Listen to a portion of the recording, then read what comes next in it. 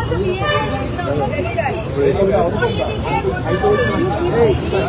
He has told me don't shout. We had not wanted to shout. We were not shouting. We were telling we were hungry, stepping on whatever points we had. We were hungry for those points. And at the outset we said that we have trust on you. But we find that trust is not being to be proved. That is why we have come here. So I am a woman, I am a Mahila. You tell me not to shout. How can you do so? This is what your actually nature is. That is what you are targeting the Mahilas in the voter list. দিদি আপনি কত দফায় vote চাইলেন আপনারা? দফার ভোটের কথা নয়, এখানে বৈধ ভোটারের থাকার কথা। কত দফা যারা ওদের নাচাচ্ছে বলছে তাদের সুযোগ নেচে ওরা কত দফায় দেবে সেটা ওরা। মানে আপনারা এক দফায় ভোট হলেও রাজি? আমরা বৈধ ভোটারকে চাই। আমাদের Voters should vote. Voters should vote. তাকে You are দেবে। not satisfied with the meeting that you had with the Not at all. Not at all satisfied if one shouts. If one shouts at us and raises finger, then we are not at all satisfied. Supplementary result was already something is done. That is not at all.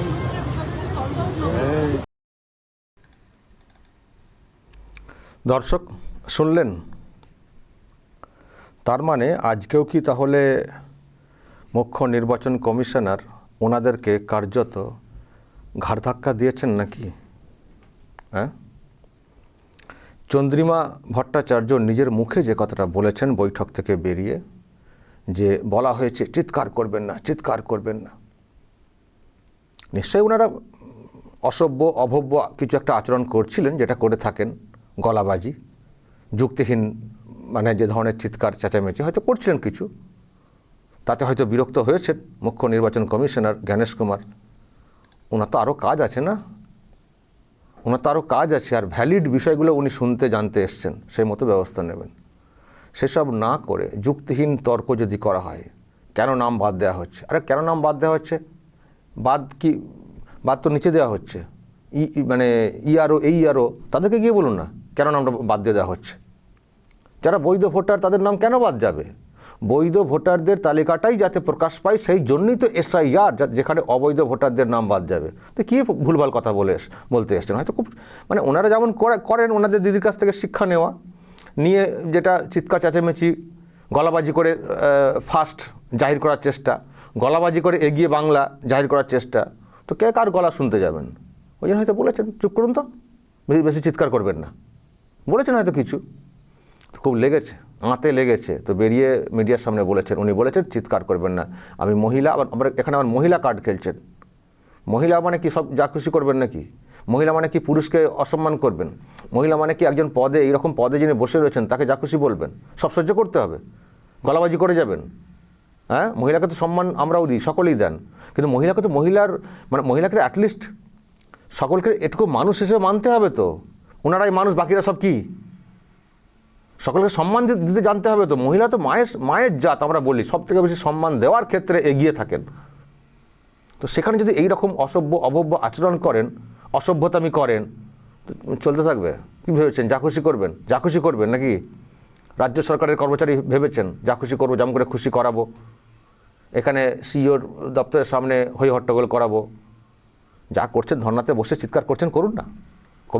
কমিশনারের কাছে গিয়ে এত চিৎকার কেন করছিলেন? ভালোই হয়েছে, আমার ধারণা ওনারা বললেন না আমরা স্যাটিসফাইড না, মানে ভালোই হয়েছে ভিতরে, তার মানে ওনারা ওইসব বলার চেষ্টা করছিলেন, আর ভালোই হয়তো ওদিক থেকে দেওয়া হয়েছে।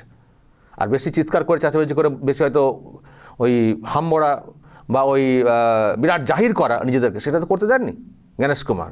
তো ছিটকে বেরিয়ে চলে এসছেন, এসে বলছেন আমরা স্যাটিসফাইড না, এই হয়েছে সে হয়েছে। আবার আমি শুনছিলাম ববি হাকিম বলেছেন যে এই যে এত কিছু হলো, একটা ন্যারেটিভ বিজেপি এখানে তৈরি করেছে যে রোহিঙ্গা বাংলাদেশি এখানে আছে, এই করে এখানকার যারা বাঙালি তাদেরকে হেনস্থার মধ্যে ফেলে দেওয়া হচ্ছে, তাদের উপরে হেনস্থা করা হচ্ছে। ন্যাকামো কেন করতে এসছেন? আমার মনে হয় জ্ঞানেশ কুমার নিশ্চয়ই এর উত্তর দিয়েছেন।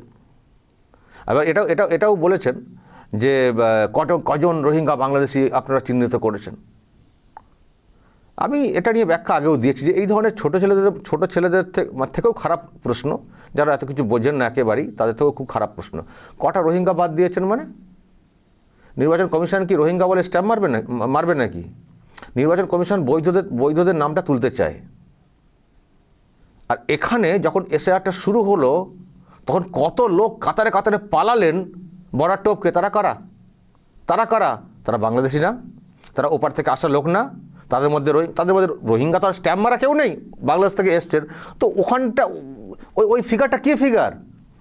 যদি সবাই এখানকার বৈধ লোকজন হতেন তাহলে কেন টপকে পালাতেন কেন? এবং তাদের মধ্যে অনেকে অনেক কথা বলে গেছেন। আমি 2বার ভোট দিয়েছি, কেউ বলেছেন আমি রেশন তুলেছি, কেউ বলেছেন আমার স্বাস্থ্যসাথী কার্ড আছে, কেউ বলেছেন আমি কন্যাশ্রী পেয়েছি। অথচ তারা স্বীকার করেছেন আমরা এখানকার ভোটার না। তারা চলে গেছেন এসআইআর শুরুর পরে। তাহলে তারা কেন চলে গেলেন? যদি এখানে অবৈধ রোহিঙ্গা অনুপ্রবেশকারী যদি না থাকতেন তাহলে গেলেন কেন ওনারা ভয় পেয়ে? আর বৈধ ভোটারদের নাম কেটে দেওয়া হচ্ছে, এই যে কথাটা বলছেন, যারা অবৈধ তাদের নামগুলো কী করে এখানে ছিল? বৈধ ভোটারদের নাম কেটে দিলে তো আবার তো তারা নাম তোলার সুযোগ পাবেন। কিন্তু যারা চলে গেলেন বর্ডার টপকে তারা কী করে এই কথাগুলো বলে গেলেন 3বার ভোট দিয়েছি, আমাদের কার্ড ছিল ইত্যাদি? তাহলে অবৈধ লোকজনদের ভোটার হিসেবে এখানে কে বা কারা তুলে রেখেছিলেন? বড় বড় ফুটানি হচ্ছে, স্ট্যাম্প মারবে নির্বাচন কমিশন, কোনটা বাংলাদেশি কোনটা চোখের সামনে পরিষ্কার হয়ে গেছে। নির্বাচন কমিশন যদি বৈধদের তালিকা প্রকাশ করে দেয় তার মানে তো অবৈধরা খালাস, অবৈধ যারা তাদের কোনো আর অস্তিত্ব থাকবে না, পরে ধরা পড়লে মুশকিল হবে তো তাদের। এটা পরিষ্কার হয়ে গেল, মানে কেটে পড়ুন, অনেকে কেটে পড়েছেন। তো সেগুলোকে চাপা দিচ্ছেন। এই রাজ্য থেকে কতজন কাতারে চলে গেলেন, ওরা বাংলাদেশি না, ওরা ওপার থেকে আসা লোকজন না। আবার এখনও বলছেন যে কই একটাও দেখান, আর কত দেখানো হবে?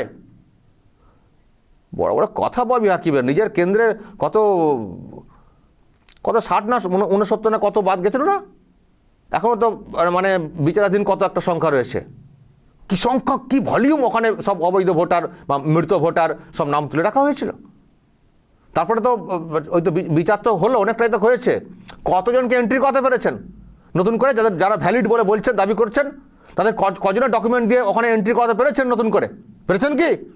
হয়তো চেষ্টা ছিল যে শেষের দিকটায় তুলব, এখন আর হবে না, কারণ এখন সুপ্রিম কোর্টের নির্দেশে বিচারকদের মাধ্যমে এখন সেটা চলছে। তাই এত ছটকানি, তাই জ্ঞানেশ কুমারের ওপরে রাগটা, ক্ষোভটা। জ্ঞানেশ কুমার কেন বাদ দিলেন? জ্ঞানেশ কুমার জবাব দিতে হবে, বিজেপিকে জবাব দিতে হবে।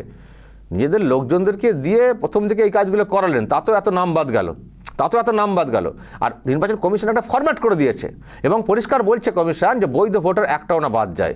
যদি কোথাও বাদ গিয়ে থাকে তাদেরকে তোলার জন্য সুযোগ দিতে হবে। তালিকা প্রকাশ হয়েছে, একটা বড় তালিকা প্রকাশ পেয়েছে, বলা হয়েছে যদি কোনো বৈধ ভোটারের নাম ওখানে বাদ গিয়ে থাকে তাহলে ডিএম অফিস, সিইও অফিসে যোগাযোগ করবেন। তো ওখানে যান না, ডিএম অফিসে যান না, নতুন করে ফর্ম ফিল আপ করুন না। যদি মনে হয় টেকনিক্যালি কারো নাম বাদ গেছে, তো এখানে চলে আসছেন কেন এরকম দোষ দিচ্ছেন? দোষ দেবেন, গলাবাজি করবেন, আর কি আদর করবেন নাকি? জ্ঞানেশ কুমার দিয়েছেন ভালো করে, যান এখান থেকে। চাচাবাজি করতে এসছি, গলাবাজি করতে, যান এখান থেকে। কলকাতায় এসে দেখালেন জ্ঞানেশ কুমার। আপনারা তো বলেছিলেন দিল্লি গিয়ে ঘেরাও করব, আপনাদের নেতা অভিষেক ব্যানার্জি 10 লাখ লোক নিয়ে যাবেন, কমিশন ঘেরাও করবেন। যাননি, 5টা কটা লোক নিয়ে গেছিলেন, 10টাও না। নিয়ে গিয়ে তারপরে তো কী সব ওখানেও ঘাড় ধাক্কা খেয়েছিলেন, ছিটকে বেরিয়ে চলে এসেছিলেন। বাইরে বেরিয়ে এসে বলেছিলেন যে আমাদের সঙ্গে খুব রুড ব্যবহার করা হয়েছে, বলেছিলেন তো। দিল্লিতে গিয়েও পাত্তা পাননি, আর কলকাতার বুকে এসেও ঘাড় ধাক্কা খেলেন। এর থেকে লজ্জার আর কি হতে পারে? যে কলকাতায় এসছেন জ্ঞানেশ কুমার, কালীঘাট সকালে ঘুরে এসছেন। আমি দর্শক কালীঘাটে ঘুরে আসা নিয়ে একটা ভিডিও করেছি, দেখে নেবেন। খুব ফুটানি ছিল। জ্ঞানেশ কুমার নাকি পালাবেন, বিদেশ পালাবেন, ক্ষমতায় অমিত শাহরা চলে গেলে জ্ঞানেশ কুমারকে খুঁজে পাওয়া যাবে না। খুব অভিষেক বড় কথা বলেছিলেন। সেই জ্ঞানেশ কুমার আজকে কালীঘাটে পুজো দিয়ে এসছেন। আমি দর্শক এটা নিয়ে একটা পূর্ণাঙ্গ ভিডিও করেছি, দেখে নেবেন। জ্ঞানেশ কুমার ওখান থেকে ঘুরে চলে এলেন, পিসিভাবে কোনো পাত্তা ছিল না। উনি নাকি পালাবেন। এখন ক্ষমতা চলে গেলে কে পালান দেশ থেকে সে তো আমরা দেখব, তখন তো আমরা বুঝতে পারবো। তো ফুটানি তো অনেক। সেই জ্ঞানেশ কুমার কলকাতায় এসে এখন দাপাচ্ছেন, কালীঘাটে ঘুরে গেছেন, কলকাতাতে বৈঠক করছেন, আর সেখান থেকে আপনাদেরকে নাকি বলেছেন বেশি চাচাবাজি করবেন না, নাকি আপনারাই বলছেন এরকম নাকি বলেছেন। এর থেকে লজ্জার আর কোথায়? এর থেকে লজ্জা আর কি হতে পারে? যান পিসির দিদির মঞ্চে চলে যান, ধর্ণা মঞ্চে, ওখানে গিয়ে চিৎকার করুন, যত পারেন চিৎকার করুন। জ্ঞানেশ কুমারের কাছে কিন্তু পাত্তা যে আপনারা পাননি এটুকু পরিষ্কার। এবং দেখব এই কথা, এই আফসোস, এই হতাশা নিয়ে মঞ্চে ফিরে কি লম্পঝম্প করেন, আর আপনার দিদি কি করেন দেখব, কতটা করতে পারেন। অনেক চেষ্টা করেছেন এসআইআরকে আটকানো, অনেক চেষ্টা করেছেন এসআইআরকে বানচাল করার জন্য, সুপ্রিম কোর্টে ছুটলেন, কত কি করলেন। আজকেও নাকি ওনাদের ওই যে যাকে এমপির প্রার্থী করা হচ্ছে মেনকা গুরুস্বামী, তাকে দিয়ে আবার আজকে সুপ্রিম কোর্টে কি ফাইল করা হয়েছিল, কি নাম প্রকাশ করা হচ্ছে না নাকি এইসব নিয়ে না অনেক বৈধ নাম বাদ গেছে অমক তমক বলে নাকি করা হয়েছিল। আরে বৈধ নাম বাদ গেছে তো সিম্পল কথা, বৈধ নাম বাদ গেছে তো বৈধ তোলার তো রাস্তা আছে, এ তো নিয়ম। এই প্রথম দেখছেন নাকি নমিনেশনের আগে পর্যন্ত তালিকা নতুন করে মানে করা যায়, নাম তোলা যায়, এটা নতুন দেখছেন। সব কিছুতে সুপ্রিম কোর্ট ছুটবেন। সুপ্রিম কোর্ট কিন্তু আজকেও অ্যালাউ করেনি, আজকেও সুপ্রিম কোর্ট অ্যালাউ করেনি, বলেছেন যান। তারপরে ওটাকে নাকি আবার মূল মামলার সঙ্গে যুক্ত করতে চাইছেন। আগামীকাল মামলার তো হিয়ারিং আছে সুপ্রিম কোর্টে, কালকে চর্চা কি হয় দেখা যাক। কী আর হবে, নির্বাচন কমিশন চলে এসছে, সব কিছু আজকে খতিয়ে দেখছে, ভোটের জন্য তৈরি হচ্ছে, এটুকু পরিষ্কার। আর কমিশন আর যাই হোক, এই সুপ্রিম কোর্ট আর যাই হোক, তারা কিন্তু বেশি হস্তক্ষেপ কিন্তু মানে কমিশনের উপরে করবে না। সুতরাং লম্পজম্পই শেষ। দিদিমণিকে বলুন কালকে যেতে সুপ্রিম কোর্টের একবার তো গিয়ে চিৎপটাং হয়ে চলে এসছেন মাইলড করে। তারপর তো ওনারা মানে ওনার হয়ে যেসব আইনজীবীরা লড়েছেন কেউ কিছু আনতে পারেননি ওনার জন্যে, সব হতাশা নিয়ে এসছেন। আর টাকাটা বুঝে নিশ্চয়ই নিয়েছেন, মোটা অঙ্কের টাকা। তো কালকে আরেকবার যেতে বলুন না দিদিকে। এই কলকাতায় এসে ধর্নামঞ্চে বসে কী লাভ হচ্ছেটা কি, কিছু করতে পারছেন দিদিমণি? ধর্নামঞ্চে বসে নাটক ড্রামা চলছে, গান বাজনা চলছে। কালকে দেখলাম থালা বাসনের বিজ্ঞাপন চললো, থালা বাসন নেড়ে দেখাচ্ছেন, আর কখনো কখনো হেসে লুটোপুটি করছেন। এই তো ড্রামা চলছে তো কলকাতার ধর্নামঞ্চে। যান না দিল্লিতে। আর গণেশ কুমার তো এসছেন কলকাতায়, কেন ভাইপো গেলেন না কেন? ভাইপো তো প্রচুর কথা, ভাইপো গেলেন না, পিসি তো যেতে পারতেন, পাঠালেন এদেরকে, বেচারা সব ধাক্কা খেয়ে চলে এসছেন।